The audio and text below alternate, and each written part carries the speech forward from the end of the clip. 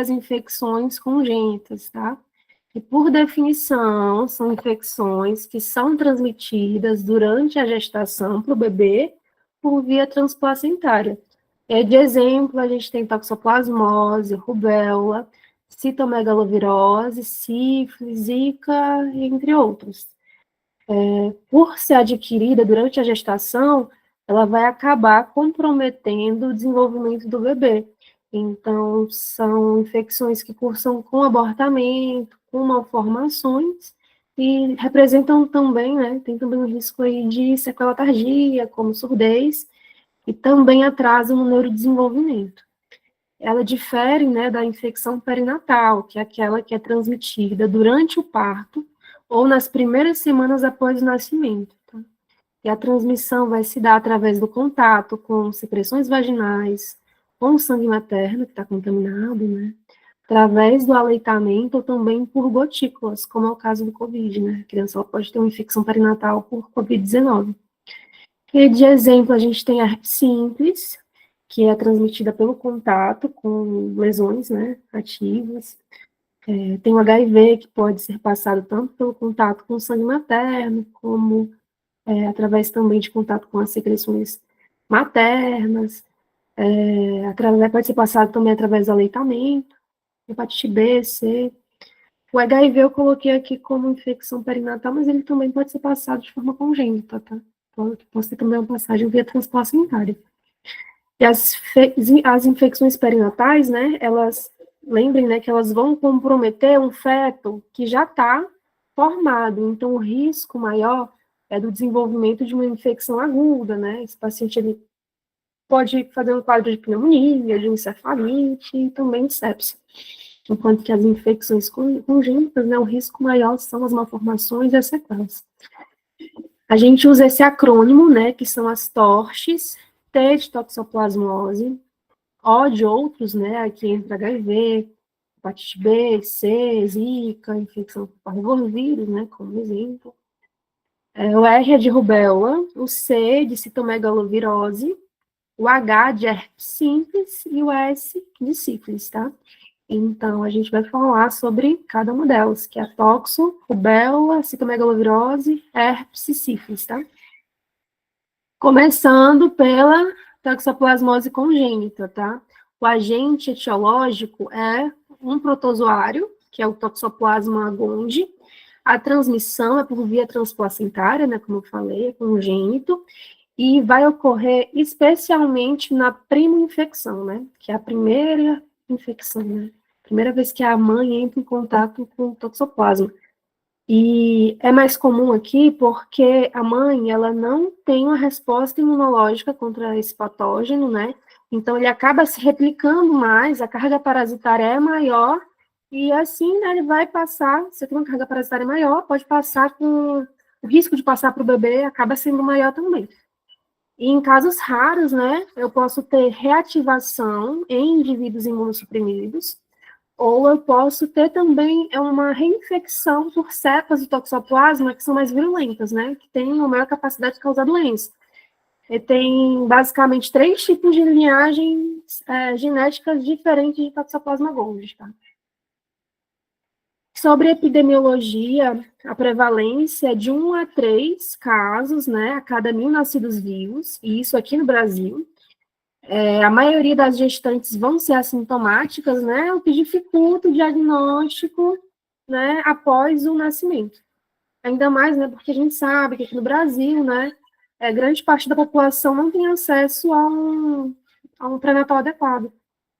Tem também maior risco de transmissão para o recém-nascido no terceiro trimestre, tá? Isso vale aqui para a toxoplasmose, por quê? No terceiro trimestre, né, as demandas do bebê são maiores, né, então tem que chegar mais sangue, a placenta fica mais vascularizada, então acaba que o toxoplasma, ele passa mais facilmente para o bebê, né, no final da gestação, porque a placenta, ela é mais vascularizada. Mas tem maior gravidade quando ela ocorre, né, quando a infecção ocorre lá no primeiro trimestre, porque o bebê, ele está se desenvolvendo, né, está tendo organogênese, estão se formando os órgãos, sistemas, então nessa fase, ele está mais suscetível a a malformações, tá? Isso vale para todas as infecções congênitas, né? Quando o bebê ele é infectado numa fase muito precoce, né, eu tenho um risco maior aí de uma complicação, né, de desenvolvimento de algum tipo de anormalidade. E aqui eu tenho risco de transmissão por trimestre, né? No primeiro é de 10 a 25% esse risco, no segundo trimestre aumenta, né? Vai de 30 a 45%, e no terceiro trimestre pode chegar até 70%, tá? E a gente vai falar um pouquinho hoje sobre pediatria, mas também revisar um pouquinho aí GO, tá? Assistência perinatal. Então, o Ministério da Saúde, né, ele recomenda que seja feito o rastreamento durante o pré-natal. E a gente solicita a sorologia, né, antitoxoplasma gondii, né? A gente solicita a sorologia IgM e IgG. Então, é solicitado no primeiro trimestre, né, naquela primeira consulta, né, aqueles primeiros exames, o gestante faz. E se ela for IgG negativo, né, IgM e IgG negativo, ou seja, aquela gestante que nunca entrou em contato com o toxoplasma, é o que a gente considera como suscetível, né, então ela tem o risco de desenvolver durante a gestação, a gente repete no segundo e no terceiro trimestre, tá? Vamos dizer que essa paciente é IgG positivo, ou seja, ela tem uma resposta imunológica, a gente considera ela como imunizada, então não precisa mais de nenhum segmento. Agora, se ela for suscetível, a gente tem que repetir, tá? Pelo risco do desenvolvimento, né, durante a gestação, e porque essa paciente muito provavelmente pode ser assintomática. Então, né, como funciona? IgG e IgM negativo é uma gestante suscetível, pode vir a desenvolver. Se tem IgG positivo com IgM negativo, tem já uma resposta imunológica. Se for IgG e IgM positivo, pode ser uma infecção recente ou pode ser infecção antiga com um IgM persistente. Então, nesses casos, né, a gente solicita o teste de avidez para avaliar se é uma infecção antiga ou se é uma infecção recente. Basicamente, se a paciente tem IgM positivo, independente do IgG, a gente solicita o teste de avidez, tá? Aí, por exemplo, se ela for IgM positivo e IgG negativo, né? A suspeita é que seja uma infecção recente. De toda forma, a gente solicita o teste de avidez. E qual a função dele? Ele avalia há quanto tempo, mais ou menos, esse IgG foi produzido. Se eu tenho uma alta avidez, né? Eu tenho um IgG que está mais maduro, então significa que eu tenho infecção que é antiga. Se eu tenho baixa avidez, significa que é infecção recente. E aqui eu coloquei os valores de referência para o índice de avidez. Se for abaixo de 30%, a gente considera como baixa, então é infecção recente. Se for de 30% a 60%, a gente considera como um valor intermediário, né? É um resultado considerado como inconclusivo, então você tem que acompanhar aquela gestante, né? E tem que repetir novamente o teste de avidez.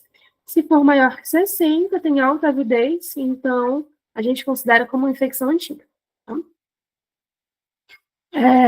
Então, vamos dizer, né, que se for uma gestante que tem IgM positivo, baixa avidez no teste de avidez, né, então é um diagnóstico que a gente considera como confirmado para a gestante, tá?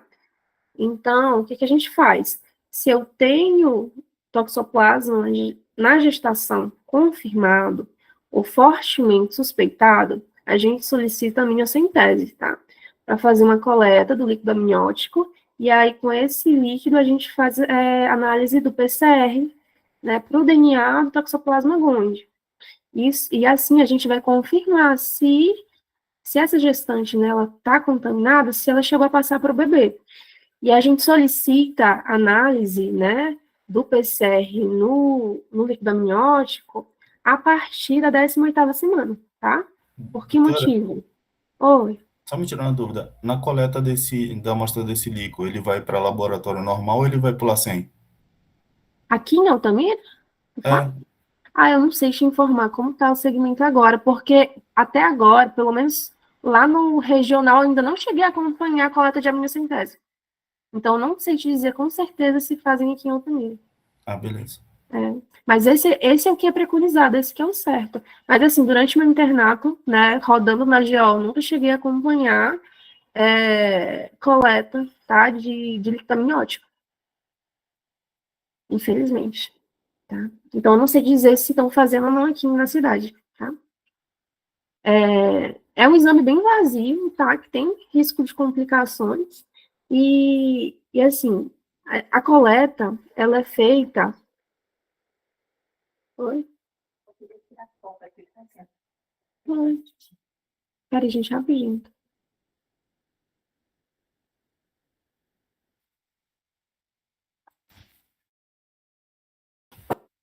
Quer falar do quê?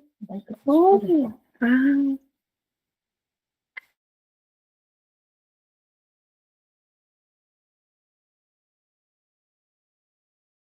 gente, é minha mãe aqui de Mônica. Que tá interrompendo a...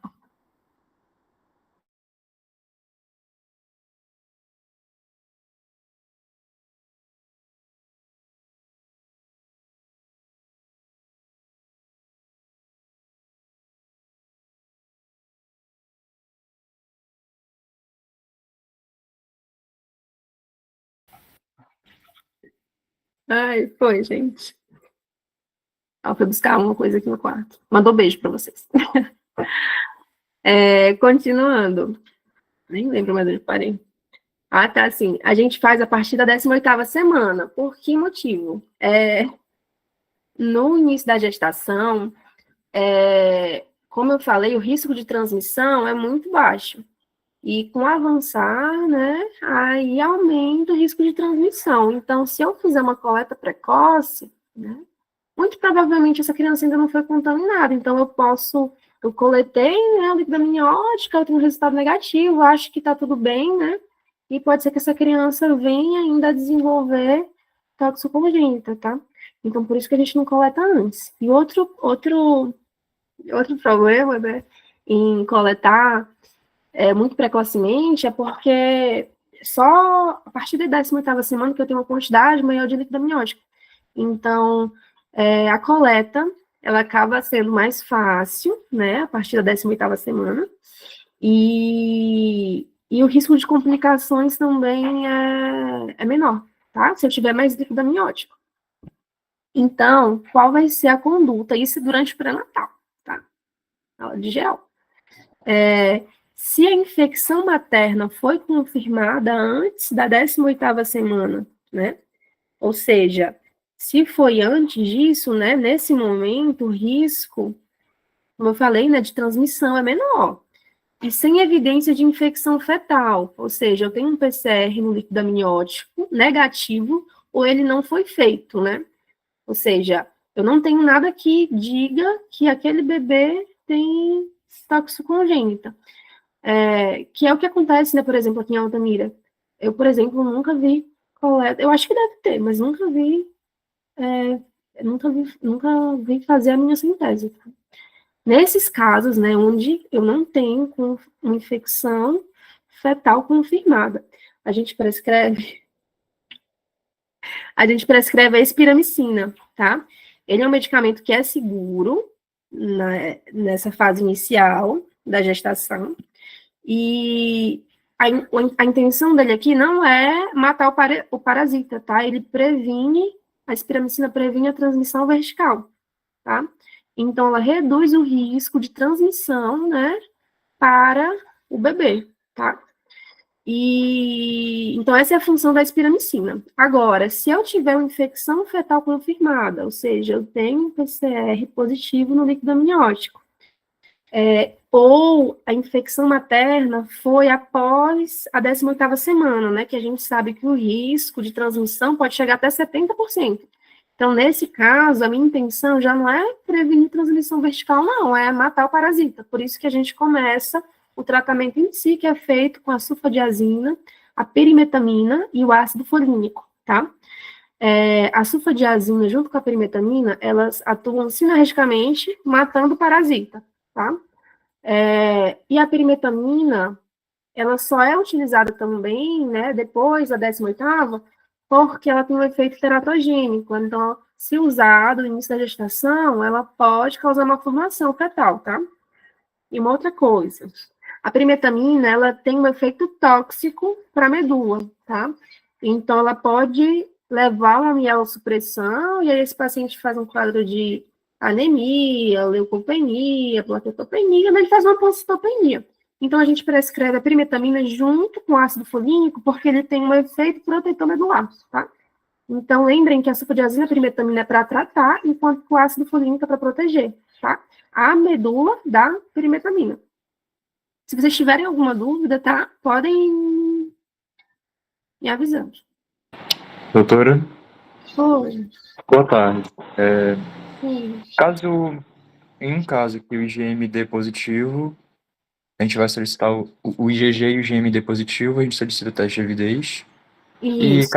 caso ele venha com resultado intermediário, não está nem baixo nem alto, Uhum. poderia entrar com a medicação já tratando e depois suspender caso venha o resultado de alta avidez? Pois é, de acordo com os protocolos, né? A orientação é não tratar, é acompanhar e repetir o teste da avidez, tá? O certo é repetir o resultado, tá? Entendi. Repetir o exame, né? E aí você avalia novamente o resultado, Entendi, obrigado. tá? Mas assim, a orientação ainda não é tratar. Tratar mesmo só se tiver baixa avidez, tá? Então, essa é a conduta no pré-natal. Bom. E aí, falando já da tóxico no bebê, né? TFCH6. Em relação ao quadro clínico, né? O que mata é porque a maioria das mães são assintomáticas, os bebês, né? A maior parte são assintomáticas também ao nascimento, tá? 70 a 85%. Só que o grande problema é que mesmo os assintomáticos, eles podem desenvolver sequelas tardias, tá? Isso é bem comum. Naqueles sintomáticos, eu posso ter a tríade de Sabin, que é uma tríade clássica, né, que aponta para o diagnóstico de tóxico congênito, que é presença de hidrocefalia, junto com cororetinite e calcificação intracraniana difusa, tá? Então, decorem essa parte. Tríade de Sabin fala a respeito de toxocongênita, hidrocefalia, cororetinite e calcificação intracraniana difusa, tá? Então, no exame de imagem eu posso ver aqui, eu tenho hidrocefalia, né, caracterizada aqui pela dilatação ventricular. Eu posso ter a cororetinite. Aqui eu trouxe uma fundoscopia, tá? Fundoscopia é um exame bem complicado. Geralmente fica sob responsabilidade do oftalmologista.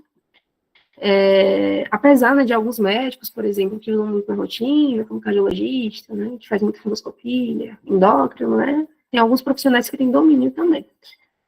Não estou em nenhum desses, desses grupos, tá, mas assim, aqui na primeira imagem, a gente tem a imagem que é vista no exame, tá? Bem aqui nessa região, mais brilhosinha, não sei se vocês conseguem ver o cursor do mouse. A gente tem o disco óptico, é daqui que sai o nervo óptico, tá? Isso aqui é uma fundoscopia normal.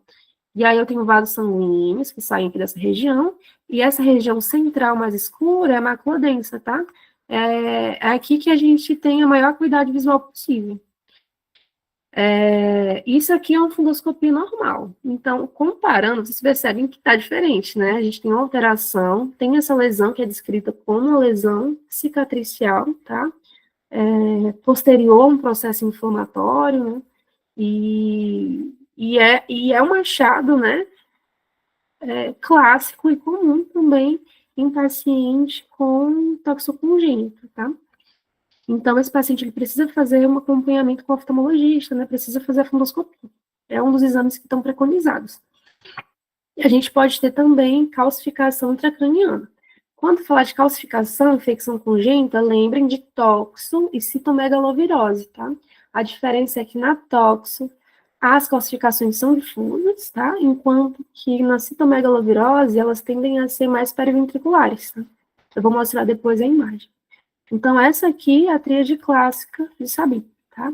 Mas eu posso ter alguns outros achados, tá? Geralmente, todas essas infecções congênitas cursam com baixo peso e prematuridade, tá? Esse paciente também pode ter convulsões, né? Pode ter uma microcefalia associada, pode ter icterícia, linfadenopatia, hepatosplenomegalia, tem alguns desses agentes que acabam tendo um tropismo hepático maior, tá? Então, eles podem cursar com esses sintomas também relacionados a fígado, tá? E a coriorretinite, ela pode surgir, inclusive, anos após o nascimento, por isso que, após o tratamento, esse paciente ele continua fazendo um acompanhamento com a equipe multi. E para o diagnóstico de toxicogênita, quais são os critérios? Eu tenho que ter, como eu falei, né? Se eu tenho uma gestante que conseguiu fazer a minha síntese e o PCR veio positivo no líquido amniótico, quando essa criança nascer, a gente já considera ela como uma criança com toxicogênita, tá? Se ela tiver um IgM ou IgA positivo para toxo, após o nascimento, o ideal é que ele seja solicitado entre o segundo e quinto dia de vida, né? Se você postergar, pode ser que os títulos comecem a cair e aí reduz a sensibilidade do exame, então tem essa janela aí para poder solicitar. A gente não avalia o IgG, porque ele pode passar pela placenta, tá? Então, às vezes um IgG alterado, positivo, no bebê, na verdade, não é do bebê, é sim o IgM que veio da mãe, tá? Então, a gente só considera o IgG se eu tiver aumento do título do IgG após a interrupção do tratamento, ou seja, significa que aquele bebê está com infecção ativa, tá? Ou se ele tiver um IgG persistente após 12 meses de vida, porque significa que o IgG não é da mãe. Se fosse da mãe, os títulos já teriam caído. Se persiste, é porque o IgG é do bebê, tá? Então, esses são os critérios diagnósticos. E em relação a outros exames exames, né, que são necessários. Hemograma, né, eu tenho que conferir tanto as sorologias da mãe como as sorologias do bebê. A gente faz a análise do líquor, né, porque a gente sabe que a toxo pode cursar, né, com acometimento do sistema nervoso central. A gente faz ultrassom transfontanela, que muitas vezes é complementar também aos outros exames de imagem, né? Geralmente, a ultrassom transfontanela é o exame inicial, e aí eu posso depois, né, por exemplo, se vier uma alteração, acaba que a ressonância, ela vai mostrar melhor, então eu posso complementar. Tem que fazer a fundoscopia, né, e porque ele pode ter comprometimento visual, e tem que fazer, como tem um risco também, né, de alteração sequelar ter algum tipo de comprometimento de audição, a gente solicita o teste de emissões otoacústicas, né, que avalia as perdas auditivas relacionadas à cóclea, tá? E a gente solicita também o potencial evocativo auditivo de tronco encefálico, que avalia já as perdas, né, retrococleares e também neuronais, né, avalia as perdas mais relacionadas ao sistema nervoso central. O rastreamento da toxicogênita é feito através do teste do pezinho, né, para todas as crianças. É feita a dosagem do IgM, tá, no exame, e ele acaba sendo bem positivo, né, porque, como eu falei, muitas vezes essa gestante não fez pré-natal de forma adequada, essa mãe era assintomática, o bebê geralmente vai ser assintomático, então ele faz uma triagem precoce desses casos, tá? E o tratamento, né, ele é indicado para todos os casos confirmados ou fortemente suspeitos, tá? Mesmo que assintomáticos, porque o risco de sequela é muito grande, então a gente usa tratamento por 12 meses, tá? Eu não coloquei dose de nenhum dos medicamentos, tá? Porque eu acho que para vocês esse momento não é importante, né? É importante saber como trata, o que a gente usa para tratar. E quem trata, né? Então, para toxicogênita, a gente usa sulfadiazina, também a pirimetamina e o ácido folínico, assim como é feito para gestante, né? A diferença é que a gente tem que ajustar, porque a gente está falando de recém-nascido, né? Então, a dose é feita conforme o peso. E aí, caso eu tenha uma coriorretinite grave, ou uma proteinorraquia, né? A proteína no líquor tiver maior que 1 grama por decilitro, aí é indicado corticoterapia, tá? Hiperproteinorraquia fala a favor de um processo inflamatório muito acentuado, tá? E como prevenir? A toxo, o indivíduo, ele acaba se contaminando através do consumo de alimentos contaminados, né? Ou também através do contato com fezes de gato, tá? Então, para prevenir, a gente tem que evitar, né, consumo de carne crua ou mal cozida, né? Isso vale para todo mundo, mas especialmente, né, para as gestantes. É uma das orientações que são dadas durante o pré-natal. Tem que higienizar bem as frutas e as verduras antes de consumir, tá? Lembrando, né, que a transmissão através de alimentos contaminados é a principal forma de transmissão. E evitar também contato com as fezes dos gatos, tá? Mas é contato com as fezes dos gatos, não com os gatos. Por isso que eu até trouxe essa imagenzinha aqui de que o gato ele não é o vilão, tá? Porque tem famílias, né, que por má orientação por parte dos profissionais que acabam se livrando dos bichinhos. E não tem problema a gestante ter contato com o gato.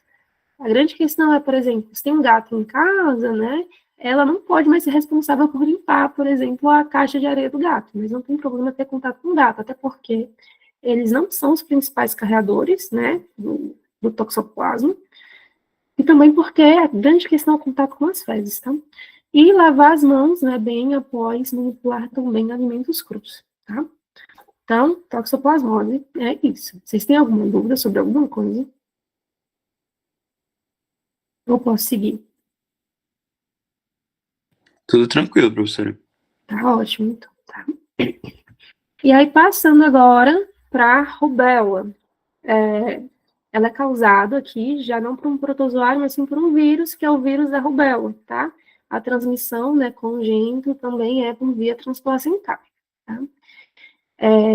Hoje em dia, o Brasil é considerado livre da circulação endêmica da rubéola desde 2015, né? E a incidência diminuiu por conta de uma nova conduta, né, que foi seguida, que é vacinar não só as crianças, né, e a gente tem a vacina, né, da tríplice viral, que é sarampo, cachumba e rubéola, é feita durante a infância. E hoje em dia é orientado também vacinar as mulheres em idade fértil, tá? O Ministério da Saúde, ele, falando sobre rotina de pré-natal, né, ele não coloca como exame obrigatório fazer sorologia para rubéola e citomegalovirose. Eu não sei se teve alguma atualização, mas até onde eu sei, não tem nenhuma indicação, nenhuma obrigatoriedade. Porque se a mulher for diagnosticada com rubéola ou citomegalovirose, não tem muito o que se fazer, não existe um tratamento específico. Essa gestante, esse bebê, né, esse bebê pode evoluir com complicações, né, mas assim, não tem nenhum medicamento que você vai dar que vá tratar, curar aquela criança, tá? Só que o problema é que se eu não fecho um diagnóstico, né, essa criança ela pode ter nascer com alguma complicação, né, e aí o profissional vai ficar um pouco desorientado, né, em relação ao que pode ter causado aquilo, por isso que é importante. E outra coisa também, né, é importante solicitar porque a gente avalia a sorologia da mãe, né, a Febrasgo, ela orienta já fazer rubéola e citomegalovirose, tá? As sorologias na primeira consulta. Porque se essa mãe for suscetível, ou seja, ela tem um IgM e um IgG negativo, é feito uma nova dose da tríplice após o parto, tá bom? Então, essa mulher, ela vai ser novamente imunizada e a chance dela ter, vamos dizer, rubéola e passar para o bebê na outra gestação, né, esse risco vai cair. Então, a vacina ela é feita após o parto, tá? Ela não pode ser feita durante a gestação, porque é uma vacina de vírus vivo atenuado, né? Então, ela pode vir a causar doença. Então, é contraindicado. E os casos, né, que ocorrem aqui no Brasil, né, pode ocorrer devido à importação do vírus de outros países, tá? Então, hoje em dia, é muito difícil você ter um caso de rubéola, tá? O risco de transmissão. No primeiro trimestre, a lógica aqui já é um pouco diferente da toxoplasmose, tá? Porque aqui, quanto mais no início da gestação, maior o risco de transmissão, tá? Isso ocorre devido à imaturidade da placenta. Independente do fluxo sanguíneo, se eu tenho uma placenta mais madura, ela vai conseguir impedir a passagem do vírus para o bebê, tá? Então, no início da gestação, a placenta está mais imatura, né? Então, o vírus ele pode, né, acabar passando com maior facilidade para o bebê. E o risco também de complicações é maior, né? Porque o bebê está ainda se desenvolvendo, então ele está mais suscetível a malformações graves. E no terceiro trimestre é menor o risco de transmissão e também é menor o risco de complicações, tá? E aí, o rastreamento, como eu falei, a Febrasgo orienta a gente fazer sorologia, IgG e IgM para rubéola, tá? Lá na primeira consulta, tem que ser solicitado. E aí, qual vai ser a conduta? Se a gestante for IgG positivo e IgM negativo, ou seja, ela é imunizada, é só seguir a rotina do pré-natal, tá? Agora, se ela for suscetível, ou seja, IgG e IgM negativo, a gente orienta sobre como prevenir, tá? Vou falar um pouquinho mais sobre isso no final, né, da aula, sobre essa parte de rubéola. E se ela for suscetível, tem que vacinar, né, fazer a tríplice no pós-parto, tá? Agora, se for um IgM positivo, é uma suspeita de infecção recente. Só que pode ser um IgM persistente. Então, aqui na rubéola, a gente também solicita o teste de avidez, tá? Como eu falei, se for uma avidez baixa, ou seja, eu tenho IgG imaturo, significa que a infecção é recente, né? Então, se eu tenho um IgM positivo com teste de avidez baixo, a gente considera como um gestante com caso confirmado, e é o que a gente vai fazer? Só acompanhar as complicações, tá? Não tem tratamento específico para rubéola. Então, a gente faz ultrassom seriada, se disponível, né, feita a coleta do PCR no líquido amniótico, para poder confirmar mesmo se tem rubéola congênita, e a gente encaminha para o pré-natal de alto risco, tá? Deixa eu respirar. Em relação ao quadro clínico, né, a gente tem os achados clínicos transitórios, né, que vão estar presentes ali nos primeiros meses e depois tendem a melhorar. O paciente ele pode apresentar uma anemia hemolítica, plaquetopenia com petequia, pode ter icterícia, hepatosplenomegalia. Vocês vão ver que esses sintomas eles são muito comuns em quase todas as infecções congênitas, tá? Pode ter icterícia, tá? Pode ter acometimento de outros órgãos, como o coração, o paciente fazer miocardite, pode acometer pulmão, ele fazer um quadro de pneumonia, pode acometer encéfalo e fazer encefalite. Isso aqui são sintomas, são achados bem mais difíceis de serem encontrados, tá? E a criança pode nascer também com a córnea mais opacificada. Mas esses aqui são achados que a gente considera, né, que podem estar presentes, são achados transitórios. E aí vem os achados que são permanentes, tá? Quando falar de rubéola, lembrem, tá, que o paciente ele pode apresentar alguma cardiopatia, pode apresentar alguma alteração ocular e alteração auditiva, tá? A rubéola é a única dessas infecções congênitas que pode causar uma cardiopatia, tá? Então, de alteração auditiva, o paciente ele pode ter uma surdez neurosensorial, é a manifestação mais comum, né? Ele pode acabar ficando com essa sequela. Então, de alterações oculares, ele pode ter catarata, ter glaucoma. Tem também esse achado, que é a retinopatia em pimenta, que é um achado, tá? Que pode ser encontrado tanto na rubéola congênita, como também na sífilis congênita, tá? Aqui eu tenho a fundoscopia. Eu acho que vocês conseguem visualizar que eu tenho... eu não tenho uma retina totalmente homogênea, tá? Eu tenho umas regiões mais hipercoradas e outras mais hipocoradas, por isso que ele recebe esse nome, né, que é retinopatia em pimenta. O bebê também pode ter microoftalmia, tá? Pode ter o globo ocular reduzido. Alterações cardíacas pode ter persistência do canal arterial e também estenose de ramos da artéria pulmonar, por isso que nos bebezinhos com rubéola é preconizado, né, na investigação inicial, fazer ecocardiograma, tá? Faz também triagem auditiva, de alteração neurológica pode ter microcefalia, retardo no neurodesenvolvimento e também distúrbios comportamentais, tá? Esse retardo, esse comprometimento do neurodesenvolvimento é comum também em quase todas as infecções congênitas, tá? Por isso que essa criança ela tem que ficar sendo acompanhada. Aqui eu tenho, né, uma criança e fofinha com microcefalia. E eu tenho alguns achados que são mais tardios, né? Vão surgir lá na fase da infância, mais tardiamente, na adolescência ou na fase adulta. Esse paciente, ele pode desenvolver algumas endocrinopatias, né? Tem alguns estudos que mostram que a rubéola está associada principalmente a diabetes mellitus do tipo 1, tá? Mas também está associada a disfunções da tireoide.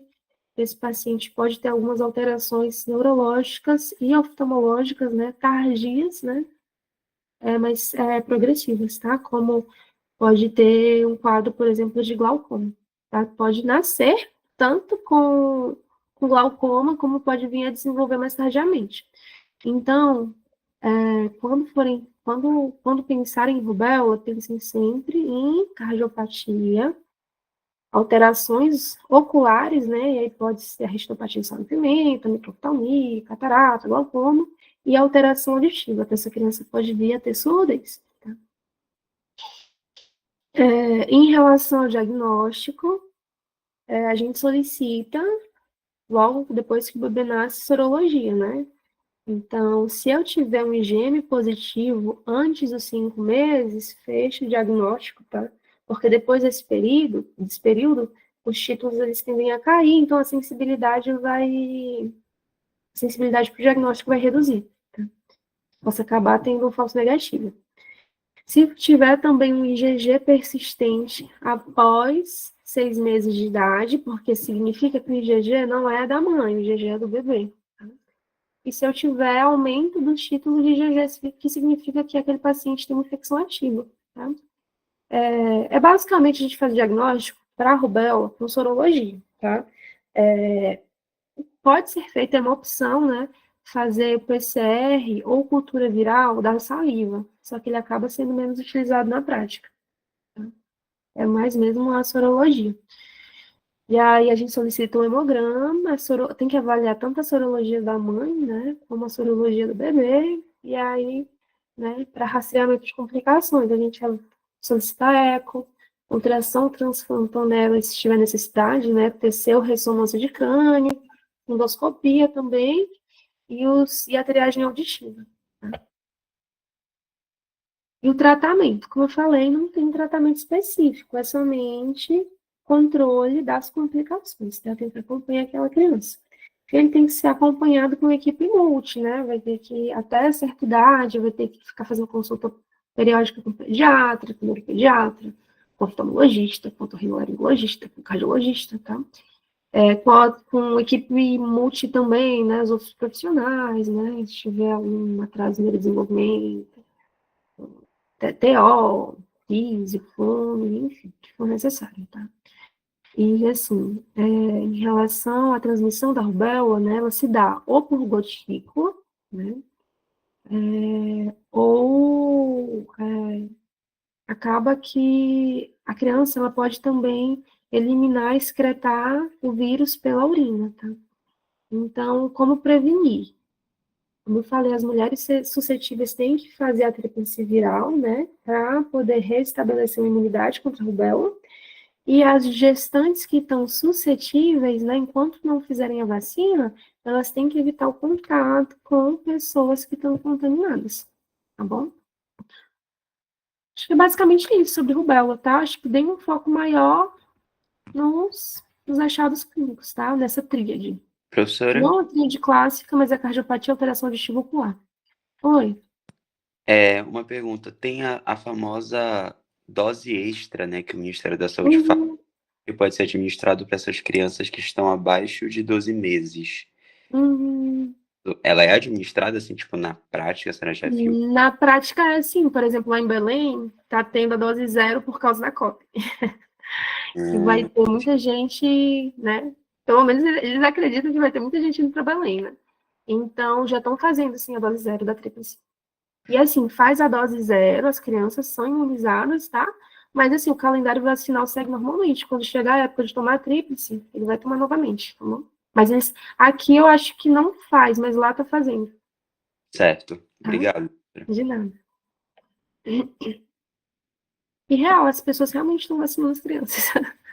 Pelo menos, né, porque no ambiente que eu tô tendo contato com pediatras, né, então Geralmente, essa é a orientação que é dada, né? E tá dando certo. Eu não sei se em outros lugares, né, crianças, por exemplo, que estão fazendo acompanhamento no posto de saúde, né, se está sendo passada essa orientação, tá? Mas é o que está sendo preconizado. Mais alguma dúvida, gente, sobre rubéola? Posso seguir?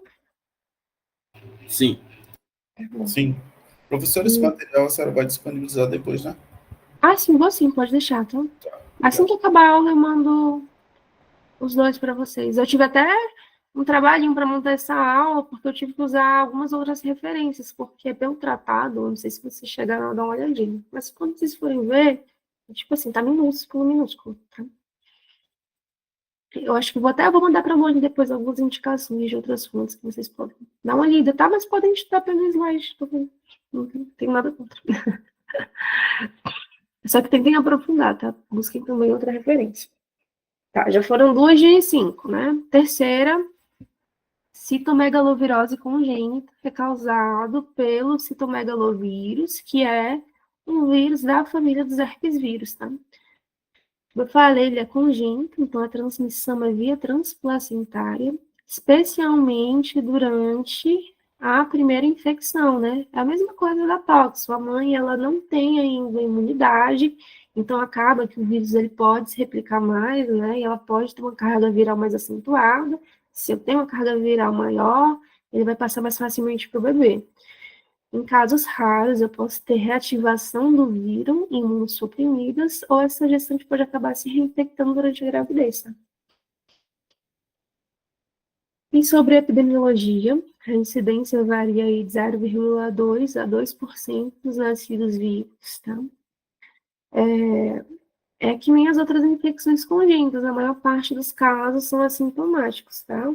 Tem estudos que mostram que cerca de 10% dos recém-nascidos com infecção têm sintomas, tá? Mas lembrem que mesmo os assintomáticos, eles podem apresentar sequelas tardias, tá? E aqui na citomegalovirose, a gente dá destaque para perda auditiva a longo prazo, tá? Ele é a principal causa de surdez neurosensorial, né? Não familiar na infância. Então, a gente tem que ficar atento a isso. E é que nem eu falei, né? O Ministério da Saúde não coloca... Oi? Não. Ele falou alguma coisa? Foi eu que liguei sem querer o áudio, desculpa. Ah, sim, tá bom. E... Peraí que eu me perdi. Ah, tá. O Ministério da Saúde, ele não orienta, ele não coloca, na verdade, não é que ele não orienta, ele não coloca como obrigatório, né, solicitar o exame, né, a sorologia para gestante, porque é a mesma coisa da rubéola. Ah, não, tô confundindo com... Ah, não, é isso mesmo, é a mesma coisa da rubéola, não tem muita coisa que fazer durante a gestação, entendeu? Mas é aquilo. É importante eu ter um diagnóstico, tá? Porque eu tenho que saber que essa criança ela precisa de um segmento diferenciado, tá? Após o nascimento. A transmissão pode ser transplacentária, que é a congênita, pode ser também perinatal, através do contato com as secreções durante o parto, né? Ou também através do aleitamento materno, tá? E eu acho, né, que as principais indicações, né, para contraindicar, na verdade, as principais contraindicações, né, ao aleitamento é HIV, que não pode, e HTLV, tá? Apesar de passar pelo leite, a amamentação, ela não é contraindicada, tá? Porque ela geralmente é benigna nos recém-nascidos a termo, tá? Que tem um sistema imunológico um pouquinho mais preparado. Então, esses bebezinhos, eles geralmente são assintomáticos ou vão ser oligossintomáticos e acaba que os benefícios do aleitamento materno superam os riscos da citomegalovirose, tá? Então, para esses bebês, ele pode amamentar normalmente. A questão é com os prematuros, né, que já tem um sistema imunológico mais imaturo, mais frágil. Nesse caso, a gente também não contraindica a amamentação, mas o leite, ele tem que ser pasteurizado, tá? Porque esse processo, ele acaba inativando o vírus. Então, para ele tomar o leitinho, tem que ser pasteurizado, tá? Como eu falei, a Febrasgo orienta, sim, solicitar sorologia, IgM, IgG, tá? Durante o pré-natal, a gente solicita ali na primeira consulta. E a conduta é bem parecida com a da rubéola. Se a gestante estiver imunizada, ou seja, tem um IgG positivo, a gente segue a rotina do pré-natal. Agora, se ela for suscetível, com IgG e IgM negativo, nós vamos orientar sobre as medidas de prevenção e vai repetir a sorologia se tiver sintomas sugestivos, tá? E se tiver IgM positivo, independente do IgG, né? É uma possível infecção recente, então a gente solicita o teste de avidez. Se eu tiver um IgM positivo com um teste com baixa avidez, né? A gente considera aquela gestante com CMV, é um caso confirmado, né? E aí, o que a gente vai fazer? Só acompanhar, a mesma coisa, faz ultrassom seriada, se possível, coleta o PCR no líquido amniótico, tá? E encaminha essa paciente para o pré-natal de alto risco, tá? E em relação ao quadro clínico, né? Mesma coisa, a maior parte dos bebês são assintomáticos, tá? E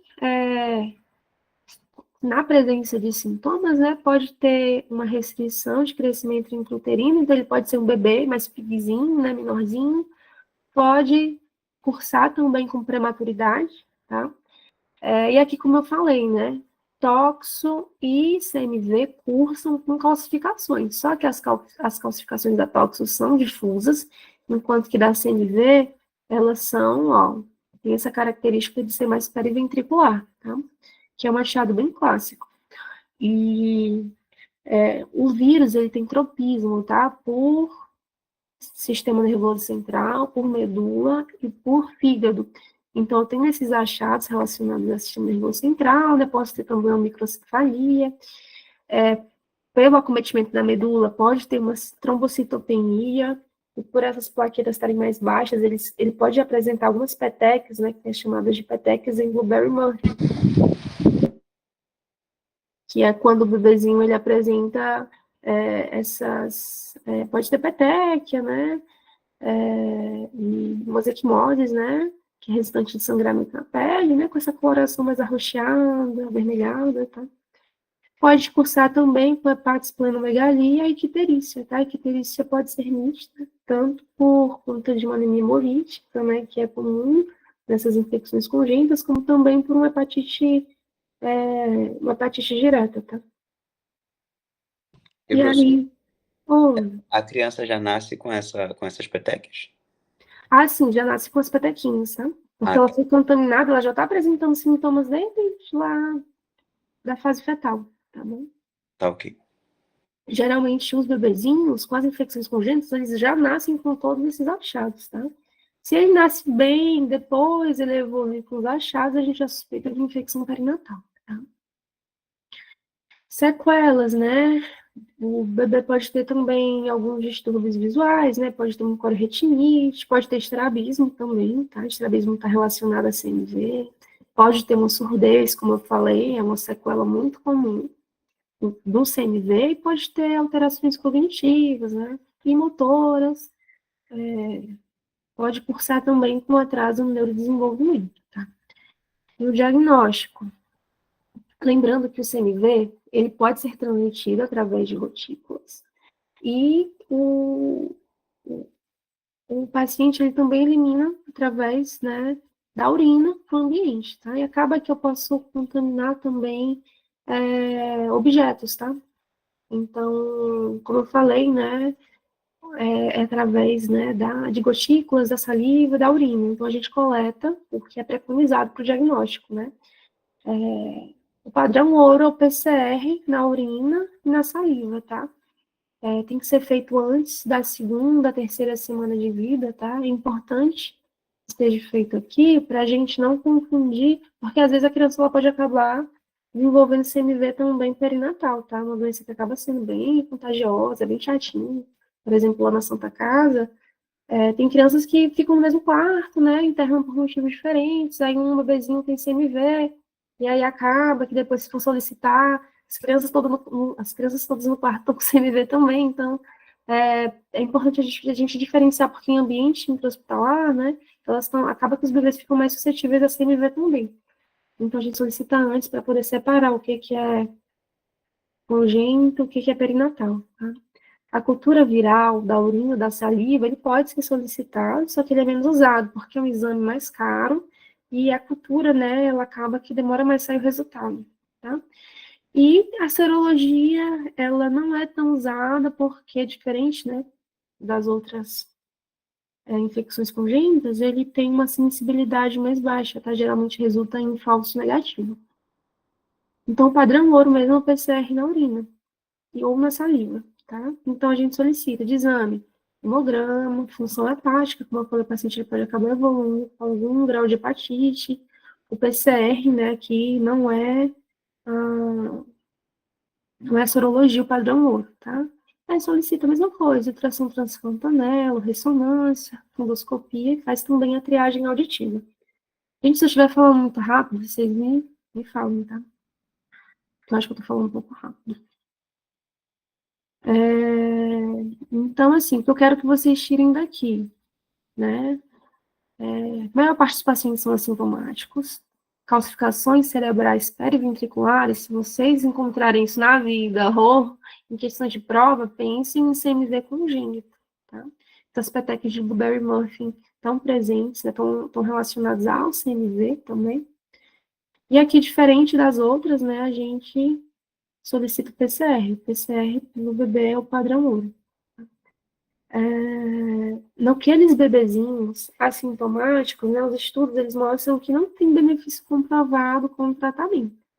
Ele vai ser indicado para os bebês sintomáticos, tá? E aí a gente pode utilizar o ganciclovir e o valganciclovir. O ganciclovir ele é um medicamento mais potente, tá? É feito de forma endovenosa. O tratamento é feito por 6 semanas e ele é indicado somente em casos bem graves, tá? Especialmente naquelas crianças que têm algum grau de comprometimento neurológico. Por exemplo, se eu tenho calcificação periventricular, então o medicamento de escolha vai ser o ganciclovir. E o valganciclovir, ele é usado após a estabilização clínica, ou seja, eu faço aquele, vamos dizer que é um caso bem grave, uma criança que estava com hidrocefalia, estava com calcificação, e aí estava convulsionando, vamos dizer, e aí você fez o ganciclovir por 6 semanas, a criança está melhor, você libera, ele pode dar alta, né, com segmento em ambulatório, continuar tratando com valganciclovir, tá? Então, a gente começa o tratamento com ganciclovir, depois completa com valganciclovir. E aí, o tempo de tratamento pode ser de 6 semanas a 6 meses, tá? Depende aí da referência, tá? Tem alguns protocolos que tem algumas variações. Ou, né, se for um caso mais leve, né, uma criança que é sintomática, foi confirmado que realmente é CMV, tá com sintomas não tão graves, né, a gente pode utilizar já de cara o valganciclovir. Os bebezinhos assintomáticos não é indicado tratamento, tá? Como eu falei, a prevenção se dá a partir de gotículas, né, ou através de contato com objetos contaminados, o bebê ele elimina através da saliva, através da urina. Então, como prevenir a higiene adequada das mãos, tá? Evitar compartilhar utensílios pessoais também, evitar contato com secreção de crianças pequenas, né? Ainda mais se elas tiverem algum diagnóstico confirmado, tá? Então, basicamente, isso sobre CMV. Vocês têm alguma dúvida?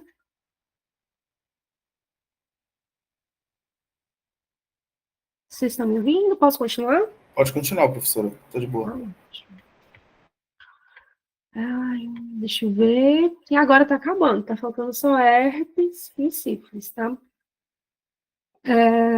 A herpes, ela vai ser causada pelo vírus da herpes, sim, tipo 1 e tipo 2, e vai ser que nem no adulto, né? A criança, ela entra em contato com a herpes e aí ela vai ficar com aquele vírus de forma crônica, vai ficar ali latente no organismo, e aí ele pode ter episódios, né, de reativação, tá? Durante a vida.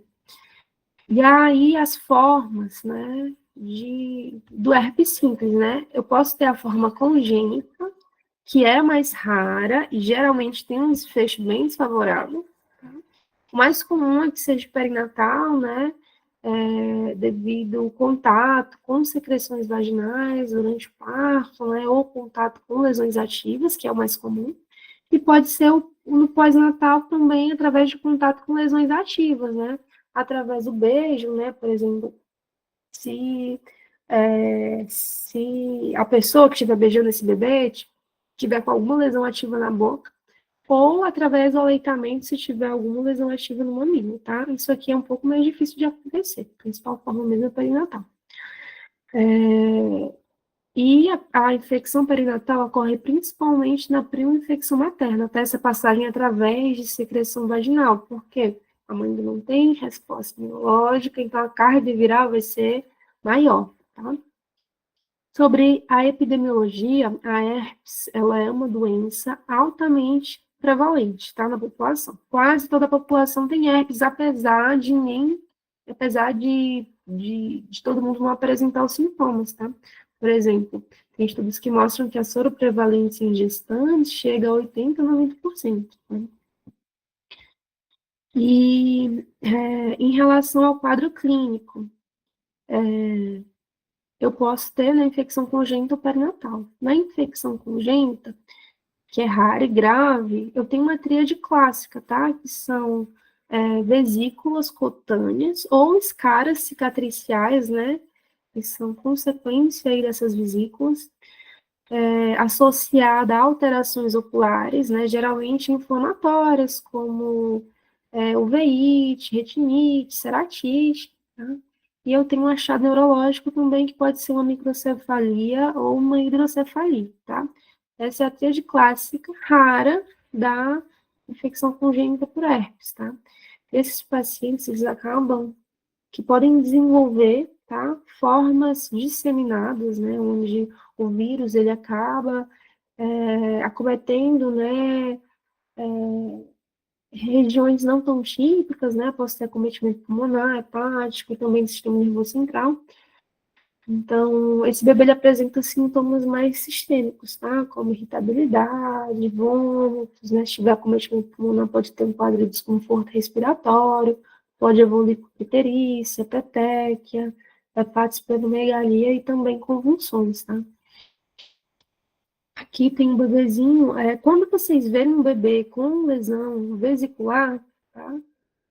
Lembrando que vesícula é diferente de pústula, né? Lesão vesicular com líquido dentro. Tem poucas doenças dermatológicas que cursam com achados em vesícula, tá? Até tive dificuldade para achar assim, uma imagem bacana que mostrasse uma criança com herpes, tá? Mas pensando em vesícula, a gente tem que pensar, né? Tem que levar a hipótese de que possa ser herpes. E já na infecção perinatal, né?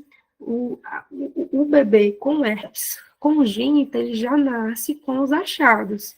Enquanto que, se a infecção for perinatal, aquele bebezinho ele nasce bem, e aí os sintomas começam a aparecer no final da primeira semana de vida ou no início da segunda semana, tá? E aí, se for perinatal, eu posso ter 3 tipos de apresentação, tá?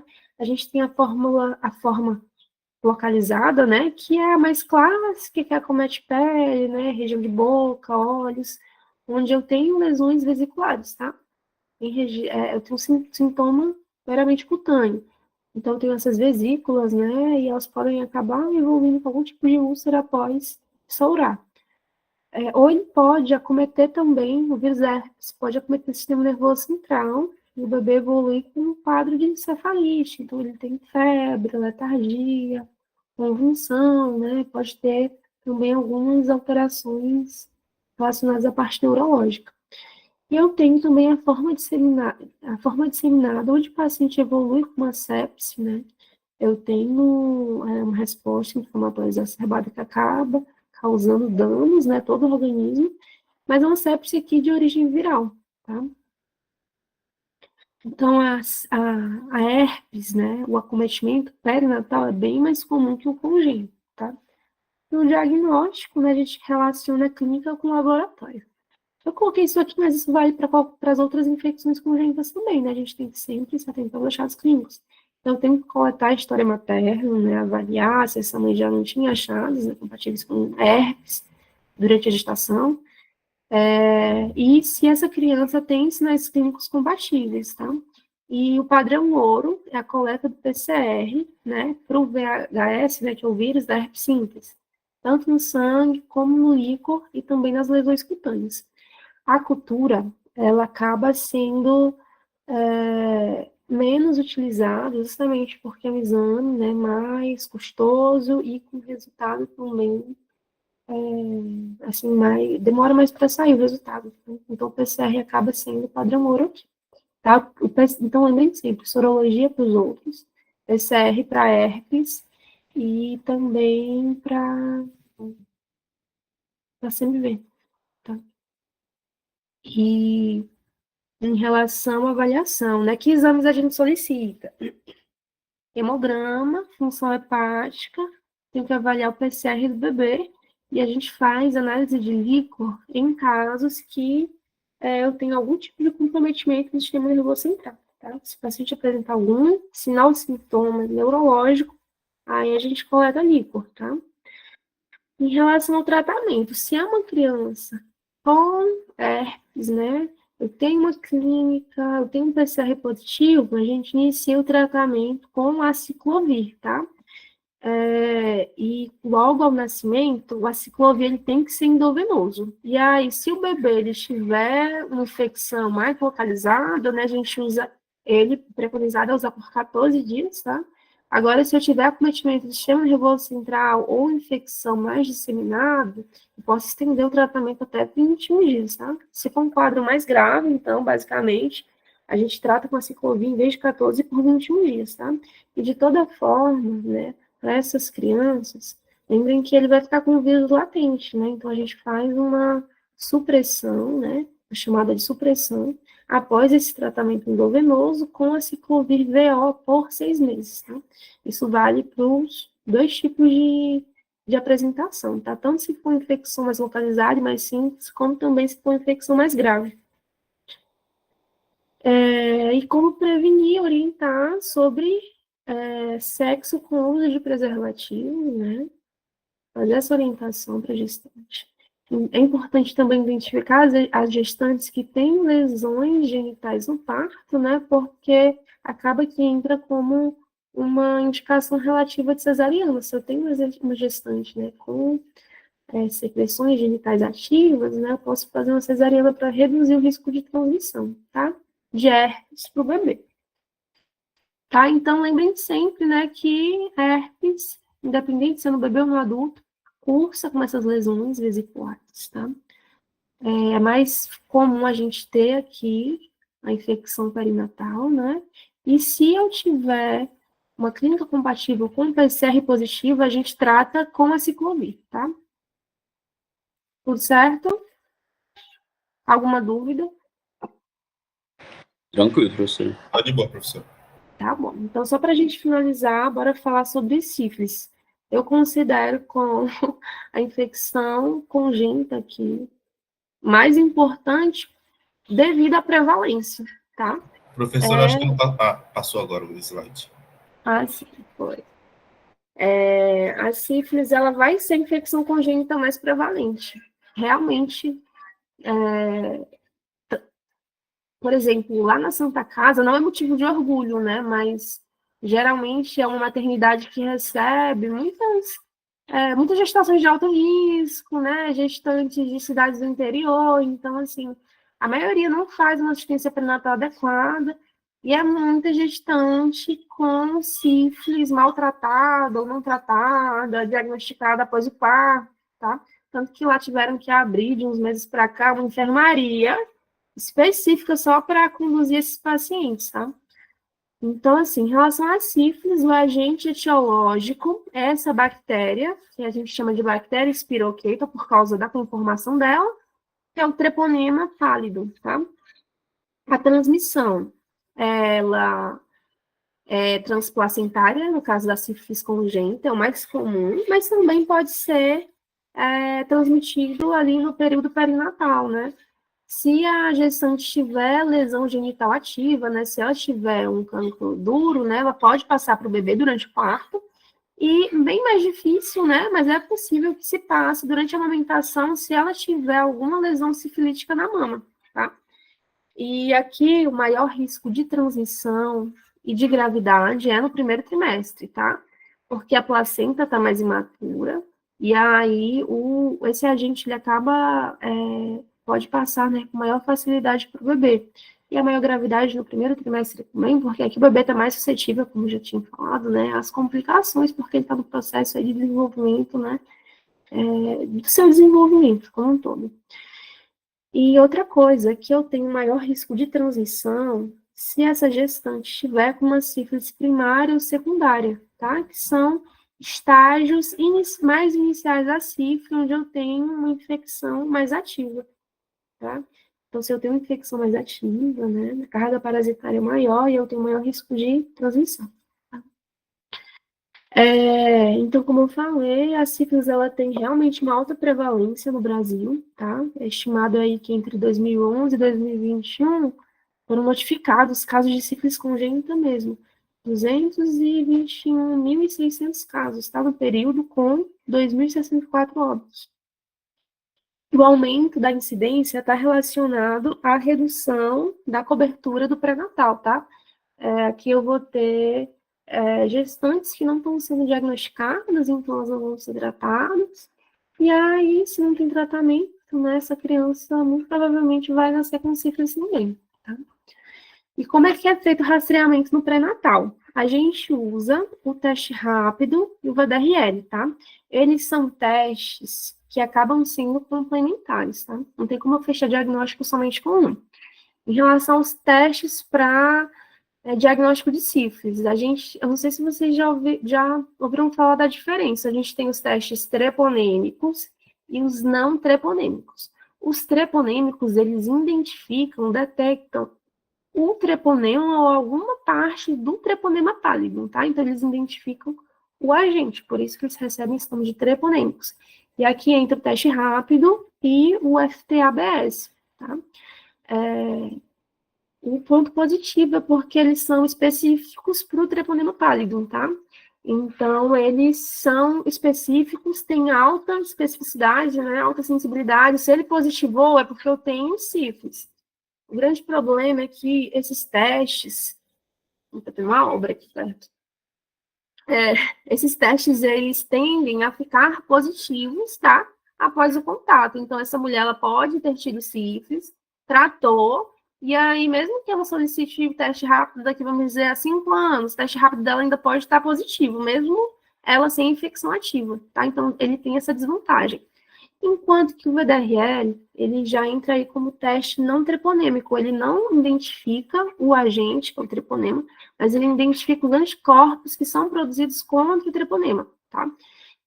Então, o ponto positivo, né, do uso do VDRL é porque ele avalia também a atividade da doença. Se eu tenho um VDRL muito alto, significa, né, que eu tenho uma carga aí de treponema muito grande. E se eu trato, né, os títulos do VDRL tendem a cair. Então, ele ajuda também, né, no controle após o tratamento, né, para avaliar se o tratamento está sendo efetivo ou não. O problema é que ele detecta anticorpos, então eu posso acabar tendo alguma reação cruzada, né, e esse VDRL pode positivar mesmo não tendo sífilis, né? Isso é bem comum com doenças reumatológicas, como é o caso de lúpus, tá? Geralmente pacientes com lúpus podem ter VDRL positivo, então acaba que ele não é tão específico. Por isso que a gente acaba usando de forma complementar. Se eu tenho uma gestante que tem um teste rápido positivo, com um VDRL, por exemplo, 1/32, né? Então significa que eu tenho realmente sífilis, eu tenho sífilis em atividade, tá? E após começar o tratamento dessa gestante, esperado é que a titulação comece a cair, né? Então, quando a gente solicita teste rápido VDRL? No primeiro trimestre, no terceiro trimestre e também no momento do parto, tá? É obrigatório que na admissão da maternidade, todas as gestantes, né, repitam a tipagem sanguínea e o VDRL, tá? Justamente devido à alta prevalência. E como é que funciona? Eu não sei se vocês lembram, né, qual a diferença entre sífilis recente e sífilis tardia, tá? Mas a gente tem basicamente, né, A sífilis primária, né, que é quando eu tenho os sintomas relacionados ali à genitália, eu posso ter um cancro duro, uma linfadenopatia em região inguinal também, né, ao redor da genitália. Então, assim, a sífilis primária ela é mais fácil de identificar. Se ela não for tratada, né, o treponema continua lá e esse paciente ele pode vir até a sífilis secundária semanas ou meses depois, né? Aqui eu já tenho sintomas mais sistêmicos, né? O paciente pode ter febre, tem um achado que é bem característico, que é o mesantema palmoplantar também, pode ter linfadenopatia, alopécia e outros sintomas. E após esse período, mesmo que o paciente não seja tratado, ele entra em um estado de remissão, tá? A sífilis, ela tá lá, mas ela fica latente, o paciente fica assintomático e pode ficar assintomático por anos, tá? E aí ele pode vir até a sífilis terciária, que são complicações anos depois, né? Decorrentes da sífilis, naqueles pacientes que não tiveram tratamento, né? E aí eu já posso ter na terciária, eu já posso ter uma neurosífilis, já posso ter um acometimento cardiovascular, como aneurisma de aorta, insuficiência valvar, tá? Então, então eu tenho esses tipos de sífilis, né? A primária, secundária e terciária latente, e elas podem ser classificadas, né? Em relação à sífilis recente, e aí entra a sífilis primária, secundária, e a latente recente, que é quando eu tive, né, a lesão inicial em menos de um ano, tá? E eu tenho a latente tardia, que é quando eu estou num período aí após um ano do aparecimento ali da sífilis primária, tá? Então, na sífilis recente, né, eu tenho uma infecção há menos de um ano e na tardia há mais de um ano, tá? Muitas vezes, né, quando chega lá no posto de saúde, essa gestante, você não vai conseguir identificar há quanto tempo foi que essa gestante teve sífilis, né? Às vezes ela nem percebeu que ela estava com cancro duro. Então, se eu não sei há quanto tempo, ou eu não sei há quanto tempo foi essa infecção dela, a gente considera como se fosse, a gente conduz como se fosse tardia, tá? Então, qual vai ser o esquema? Para a gente trata com penicilina benzatina, que é o bezetacil, tá? Se for uma sífilis recente, a gente usa o bezetacil em dose única. E aí, ao total, é 2,4 milhões de unidades, né? 1,2 milhões em cada nádega. Agora, se for uma sífilis tardia, ou, ou eu não sei, né, há quanto tempo essa gestante está infectada, aí a gente usa em 3 doses, tá? E aí vai ser 2,4 milhões, né? 1,2 em cada nádega, e eu faço por 3 semanas consecutivas com um intervalo de 7 dias, tá? Então é basicamente esse tratamento. A grande questão é que acaba que, na prática, né, é bem difícil determinar quando foi que começou, tá? É, quando foi o início dessa infecção. Então, a maioria das gestantes, né, vão ser tratadas por 3 semanas, tá? Com 3 doses. E a gente, eu sei que isso é conteúdo de GO, mas na pediatria a gente tem que saber os critérios de tratamento adequado, né? Porque quando chega uma mãe porque é solicitado na admissão, né? Então, às vezes, a gente ainda não chegou a coletar a história materna, mas eu vou ver lá no prontuário materno e tem um VDRL com titulação elevada, né?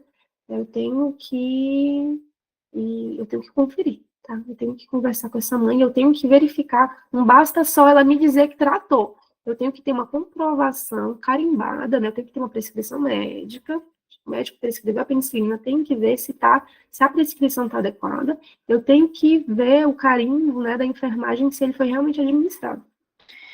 Então, a gente considera como adequado quando o tratamento ele foi iniciado mais que 30 dias antes do parto, tá? É importante isso.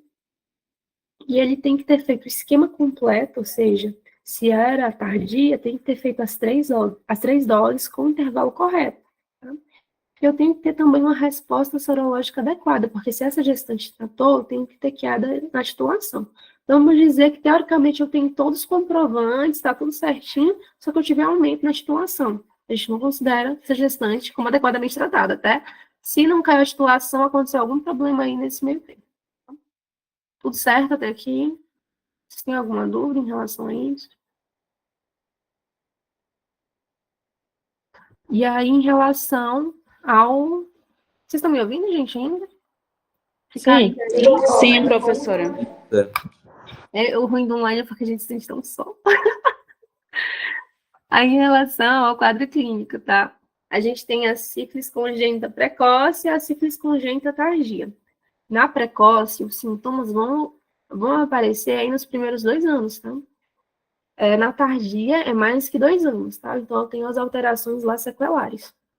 Na sífilis congênita precoce, né? Esses achados a gente identifica no nascimento, tá? Eu posso ter esse achado, que é o pênfigo palmo plantar, tá? Ele vai estar presente principalmente na planta dos pés, mas pode estar também nas mãos. E aí eu tenho lesões bolhosas, né? Que podem acabar estourando, e aí o pezinho fica com esse aspecto descamativo. E essas lesões estão cheias de treponema dentro, tá? O pênfigo é bem característico de sífilis, tá? Esse paciente, ele também pode ter um exantema na pele, né, só que de uma cor mais amarronzada, em vez de, geralmente, exantema é mais eritematoso, né, então o acobreado fala a favor de sífilis, posso ter alguns candilomas planos, né, que vai estar presente até nos quadros de sífilis secundária. A gente pode ter aqui, na sífilis congênita precoce, né, esses candilomas até parecem um pouco com os candilomas do HPV. Um outro achado bem característico é essa coriza serossanguinolenta, tá? Que a gente chama de rinite sifilítica, tá? Outro achado também, tem alguns exames que são preconizados, né? Na investigação inicial. Um deles é a radiografia de ossos longos, tá? A sífilis, ela pode cursar com um acometimento ósseo, e na radiografia eu posso observar, por exemplo, uma rarefação, tá? Da parte óssea. O osso, né, ele é hiperdenso, então ele aparece bem branquinho na radiografia. Então, aqui vocês podem ver que na tíbia, bem aqui nessa parte, nessa septa, é como se tivesse tido um sequestro ósseo, como se estivesse faltando o osso aqui. Então, essa rarefação óssea também é um achado associado à sífilis, por isso que a gente solicita a radiografia de ossos longos, e a gente tem o sinal de Weinberg, tá? Que é quando essa rarefação ocorre na tíbia, tá? Que é justamente aqui nessa radiografia. Eu posso ter uma periostite, uma osteocondrite, né? Que é uma inflamação do periósteo, do osso subcondral. Então, essa inflamação em região óssea faz com que o bebê tenha muita dor, tá? O bebê e esse lactente tenha dor. Então, acaba que ele, como um movimento, né? Como uma forma de evitar sentir dor, ele acaba se movimentando mesmo, menos, né? Então, a gente tem esse achado, né? Que é a pseudoparalisia de Parrot, tá? O bebê, ele tá mais imóvel, mas aqui é uma forma de tentar evitar dor, tá? E eu posso ter outros achados, né? O paciente pode evoluir com um quadro de anemia, tá? Uma anemia hemolítica, pode ter uma leucocitose e uma leucopenia, pode ter uma plaquetopenia, por isso que a gente tem que solicitar um hemograma, tá? Esses achados não são muito sugestivos, né? A gente correlaciona com VDRL, né? Com radiografia de ossos longos, com outros exames. O bebê também pode ter, assim como, eu não sei se vocês perceberam, mas em quase todas as tortes, né, o paciente pode evoluir com acometimento hepático, pode ter icterícia, pode ter hepatosplenomegalia. A sífilis, ela pode também acometer o pulmão e causar um quadro de pneumonia. E aqui, né, a gente chama de pneumonia alba, porque, né, foi percebido, né, naquelas crianças que morreram por sífilis congênita, né, quando é feita a análise histopatológica do pulmão, ele tem uma coloração muito esbranquiçada. O pulmão acometido por sífilis, ele fica bem branquinho, tá? Diferente daquele pulmão aquele pulmão que foi acometido por uma pneumonia convencional, né, por agentes convencionais.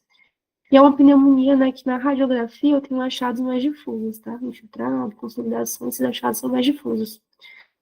A neurosífilis também pode ocorrer, é bem comum na sífilis congênita, e ela pode ser assintomática ou sintomática, né? Por isso que na investigação, todas as crianças, elas têm que fazer análise de líquor, tá? Mesmo se forem assintomáticas. Um outro achado também, né, é a corioretinite em sol-pimenta, que também vai estar presente, como eu falei, né, na rubéola, e esse bebezinho pode também evoluir com glaucoma, tá? E aqui os achados da sífilis congênita tardia, né? Vai surgir depois dos 2 anos de idade. A gente tem a tríade de Hutchinson, que é característica também de sífilis congênita, onde a gente tem os dentes de Hutchinson, que tem essa característica. Eu tenho o acometimento dos dentes incisivos centrais, tá? Eles ficam com esse aspecto de em chave de fenda, tá? Ficam com essa concavidade, tá? E eu tenho também um aumento, não sei se vocês conseguem perceber, do espaçamento entre os dentes, tá? Esses dentes, né, são sugestivos de sífilis, tá? Sífilis congênita tardia, que são alterações sequelares. O paciente pode ter, né, uma ceratite intersticial, inflamação da córnea, e pode ter também uma surdez neurosensorial, tá? E outros achados, né, sequelares. A gente pode ter a tíbia insabre, né, quando tem uma deformidade da tíbia, e fica mais proeminente, né, fica com uma hipercurvatura anterior, né, para a região anterior. O bebê também pode ter uma fronte olímpica e nariz em célula, tá? A fronte olímpica é quando eu tenho a testa mais proeminente, o nariz em célula, quando essa região aqui do nariz, ela tem um afundamento, tá? Quando essa ponte nasal, ela é mais fundinha, acaba sendo mais fundinha. E eu tenho também as articulações de Clutton, né? Que é quando eu tenho edema articular indolor, tá? É resultante do acúmulo de líquido na articulação. É claro, nesse paciente, ele pode ter algum grau de deficiência intelectual, pode evoluir com algum tipo de distúrbio do neurodesenvolvimento, né? Algum déficit, né, do neurodesenvolvimento, que pode evoluir, né, mais tardiamente também com o quadro de hidrocefalia. Tá? E sobre o diagnóstico, né? A gente tem que solicitar para fechar, né? Todas aquelas crianças que foram expostas a sífilis precisam fazer hemograma, VDRL em sangue periférico, tá? Nesse caso, a gente não coleta do cordão umbilical, justamente, né, pelo risco de ter um VDRL alterado, né, devido ao sangue materno, tá? A gente coleta o VDRL de sangue do bebê mesmo. Faz a radiografia dos ossos longos para verificar se não tem aquela rarefação, né, que pode estar presente logo após o nascimento. E a gente faz análise do líquor, independente do paciente ter sintomas ou não, tá? E aqui eu coloquei uma tabelinha, até um pouquinho, assim, complicado de entender, tá? Mas aqui eu vou tentar explicar e depois, né, eu vou mandar o slide, ler, tá? Façam algumas questõezinhas que sempre ajudam a fixar, tá? Que vai ficar mais fácil para vocês entenderem, tá? Mas aqui, basicamente, né, a criança nasceu, uma criança exposta, eu solicitei esses exames, né? E aí eu tenho algumas situações, né? Independente do tratamento da mãe, né? Independente da criança ter sintomas ou não, se ele fez o líquor e o líquor veio alterado, né? Eu tenho, se tiver algum achado sugestivo de neurosífilis, né? Eu só posso tratar com penicilina cristalina, tá? Porque é o único medicamento entre esses, né, que cobrem o treponema, é o único medicamento que atravessa a barreira hematoencefálica, né, e vai chegar em boa concentração lá no sistema nervoso central. E a gente trata com penicilina cristalina endovenosa por 10 dias, tá? E após, né, essa criança, após o tratamento, né, essa criança ela tem que ser encaminhada para um segmento adequado, que eu já vou explicar para vocês como funciona. Então, se eu tenho um líquor alterado, eu tenho neurosífilis, né? Nessa é a criança exposta. E aí eu tenho que fazer o tratamento só com penicilina cristalina, tá? Agora, vamos dizer que eu tenho uma mãe que ela não fez nenhum tratamento, tá? Não tratou, ou ela tratou de forma adequada, tá? Porque tem alguns profissionais que eles acabam se confundindo, por exemplo, em vez de prescrever 2,4 milhões, né? Porque para ser 1,2 milhões em cada nádega, prescreve só 1,2 milhões. Então, acaba que a gestante pode fez as 3 doses, mas fez, por exemplo, metade da dose, né? Essas situações, eventualmente, assim, podem ocorrer. Então, se a mãe não foi adequadamente tratada, se não foi tratada adequadamente, ou se ela não fez nenhum tratamento, né, eu vou avaliar como está a clínica da criança. Se ela tiver com VDRL reagente, tá? Independente da titulação, ou se ela tiver com algum sinal clínico sugestivo de sífilis, né? Nasceu com pênfigo, tem rinite sifilítica, tem radiografia de ossos, aqui no caso, né? Se tiver algum exame alterado também, né? Radiografia de ossos longos, hemograma, aí nesse caso eu também vou tratar por 10 dias, tá? Lembrando que eu tenho exames alterados, mas o líquor aqui tá normal, tá? Porque se o líquor estiver alterado, a gente já classifica como neurosífilis.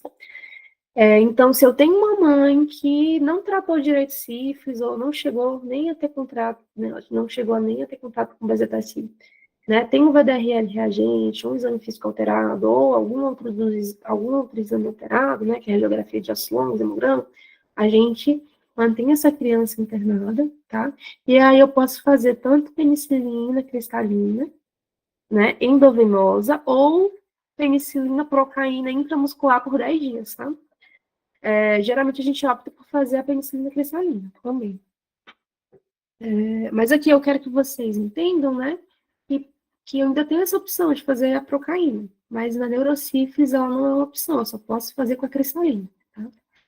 Agora, vamos dizer aqui, vou até pular esse aqui, né, esse terceira linha, e bora para a quarta. Vamos dizer, né, ainda no contexto de uma mãe que não foi tratada ou foi inadequadamente tratada.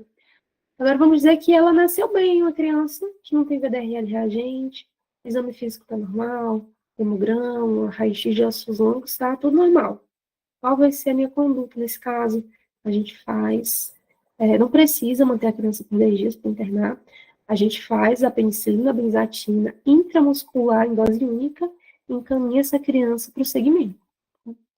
É obrigatório que ela faça um acompanhamento até 2 anos, tá? Porque nesse período ela pode evoluir com alguma complicação mais tardia, tá? E aí tá. Agora falando das mães que foram adequadamente tratadas, né? Tem os comprovantes, fez na dose correta, fez com mais que 30 dias antes do parto, né? Se essa criança tem VDRL reagente, eu tenho que avaliar a titulação, tá? Se ele for maior que o da mãe em 2 titulações, tá? Por exemplo, a mãe está com titulação 1:2, e o bebê, porque em múltiplo, né? A gente tem um reagente, 1:2, 1:4, 1:8, 1:16, e assim sucessivamente. Então, em 2 titulações, vamos dizer que a mãe estava com VDRL 1:2, e o bebê nasceu com VDRL 1:8, então está maior que o da mãe em 2 titulações. A gente trata esse bebezinho, tá? Se ele tivesse nascido com a titulação 1:2, e a mãe 1:2, é a mesma titulação, e aí eu não precisaria tratar, tá? Então, o RN com VDRL reagente maior que o da mãe em 2 titulações, a gente trata também da mesma forma que aquele não tratado, com alteração de VDRL no exame físico, nos outros exames, né? A gente mantém internado, faz penicilina cristalina por 10 dias ou procaína, tá? Depois encaminha para o segmento. Agora, né, num contexto de uma mãe que foi adequadamente tratada, o VDRL veio não reagente, ou ele veio reagente, só que a titulação não é maior que a da mãe em 2 diluições, né? Ou essa criança, né, apesar de ter esse VDRL que não está maior que o da mãe, né, ou tá negativo, ele tem também o exame físico normal, e tá com os outros exames todos normais. Nesse caso, essa criança não precisa de nenhum medicamento, tá? A gente só encaminha para o segmento, tá? Deu para entender? Vocês acharam um pouquinho confuso? Professora, só Hum, tive uma dúvida aqui na quarta linha, uhum, que é mãe tratada inadequadamente ou não tratada. uhum. Em todos esses casos já deu positivo para a mãe, né? E isso, a mãe ela teve isso, só que aqui a criança nasceu Entendi.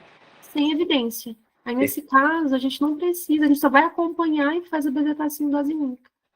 Tá, beleza. Mas dá para Obrigado. entender, né? Então, ó, os contextos, tá? Vou tentar explicar de novo de forma bem resumida.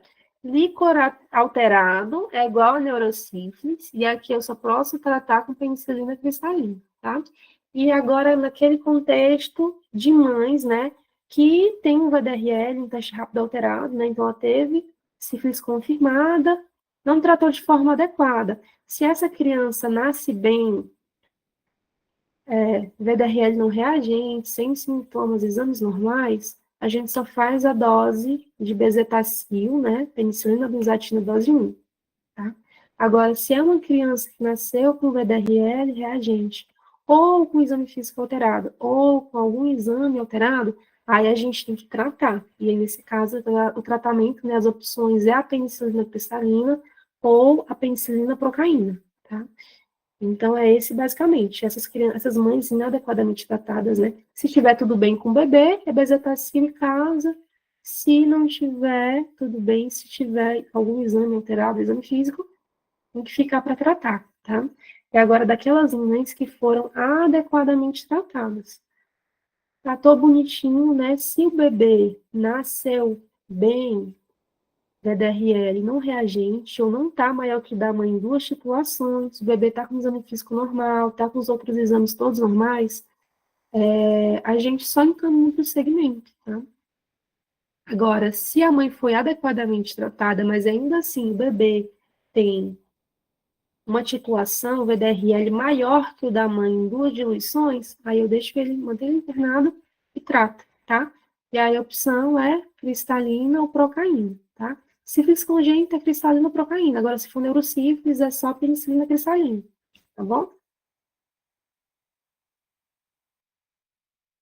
Alguém ficou com alguma dúvida em relação a isso? Não, ficou bem mais claro agora na segunda Na explicação. segunda explicação, né? Depois vocês dão uma olhadinha de novo na tabelinha, tá? Tem alguns fluxogramas, talvez, tem até o fluxograma do SUS, né? Talvez visualizando uma forma de fluxograma, talvez fique um pouco mais simples, tá? Para vocês entenderem. Mas é basicamente isso, neurosífilis, interna, penicilina cristalina. Mãe não foi tratada adequadamente. Se o bebê estiver bem, penicilina benzatina. Se tiver alguma coisa errada com o bebê, tem que tratar com cristalina procaína. Se ela tratou adequadamente, o bebê nasceu bem, VDRL está aceitável, encaminha para o segmento. Agora, se tiver com VDRL maior que o da mãe em 2 diluições, né, em 2 titulações, aí tem que tratar, tá? Mas é basicamente isso. É um pouquinho complicado, tá? Mas não é impossível, não. E aí, no segmento, né? A gente tem que fazer o VDRL de controle, tá? Com 1 mês, 3 meses, 6 meses, 12 meses e 18 meses de vida. Se eu repetir 2 vezes e deu negativo, né? O VDRL caiu a titulação, eu posso suspender, tá? Não preciso ir até o final. E para aqueles que tiveram neurosífilis, eu tenho que fazer líquor a cada 6 meses até normalizar, tá bom? E esse paciente também tem que ficar fazendo consultas de puericultura regular, tá? E aqui é no posto de saúde mesmo, o profissional, o generalista, ele tem que estar capacitado também, né, para acompanhar essa criança, identificar quaisquer complicações tardias da sífilis, tá? E além disso, né, ele tem que fazer um segmento com oftalmologista, com neurologista pediátrico, com otorrino também, tá? De preferência também com pediatra, tá? E esse segmento vai ser até 2 anos, né? E vamos dizer que durante esse acompanhamento tá tudo bem, né? O PDRL caiu, vamos dizer se é um caso de neurosífilis, né? O líquido normalizou, não teve nenhum achado, tá tudo bem, né? Em relação ao desenvolvimento neurológico, fez a triagem